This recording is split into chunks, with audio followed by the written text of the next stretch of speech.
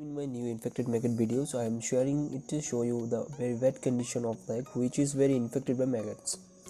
I fast forwarded few part of this clip and blur away the YouTube terms and conditions.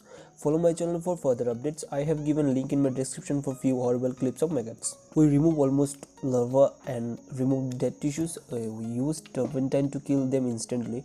Then after cleaning the whole area, we use turpentine wetted dressing pad to kill them, remains the larvae. So we use artery forceps for removing. As you can see, the larvae are coming out after the turpentine spray. Approximately thousands of larvae inside and outside the leg.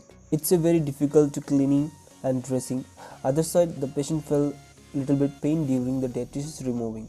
His leg bled much, but it stopped when we use pressure covering for the wound. I suggest to everybody to visit my channel for many other videos instead of one clip, because I already uploaded some simple procedures and some few drug info. It takes almost 20 days for recovering, and nowadays he is living his life like other people. I just want to thanks to all my adorable viewers for supporting my contents and those people who are suffering.